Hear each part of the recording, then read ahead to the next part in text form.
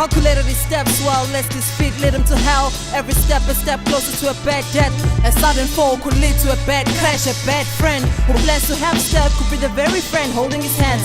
All these thoughts are running through his head as he steps out of the hallway. He can smell the scent of the mad and he gets vexed. And not too far ahead he can hear the sounds of a traffic jam. And feels most this driver's frustrated energies get on him. And his feet are starting to feel all clammed. The pressure starts to build up as he tries to measure the gap between the attackers and the man is soon to beat up. Oh wait, they actually plan to kill him. They're right by the next street light. The man's still in his car though, stressing over late dinner and tobacco. Smoke's humming his broncos. It's pretty obvious this dude's not focused. What's he still doing on the phone? Danger approaches. And what in God's name is with the crosses? Guido's guesses. He needs to caution this cat, cause death is calling. So he listens in, but all he hears are the sounds of a busy street. Something tells him listen closer, so he does so attentively. And also suddenly candid imagery of himself saving a man in a mess. But what happens instead? 6 successive gunshots are heard, and Guido knew the man was dead, cause it felt his breath just before his soul had left. It slipped right through his hands as his walking stick had fell through the bars of the gutter cab. Guido's a blind urban cat. He lost his sight upon birth, uses his flight to get ahead. His staff is spelled before it fell. The past, the present, and the future all exist at the same time on different dimensions. Recognition, a space where all 3 time frames are in one existence.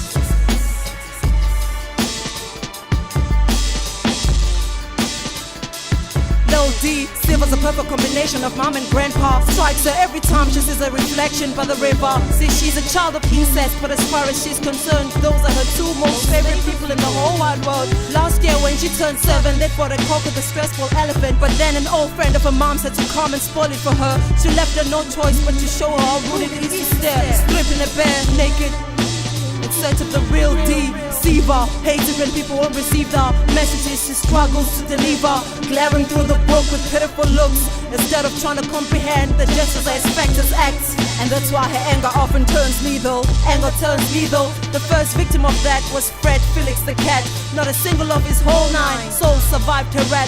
He spends all of his time with cousin Ben. All the while she planned to play scrolls in the yard. A deceiver felt so left out, so she summoned him with 5th insight. But he didn't make the contact. Her defense sparked the mechanism.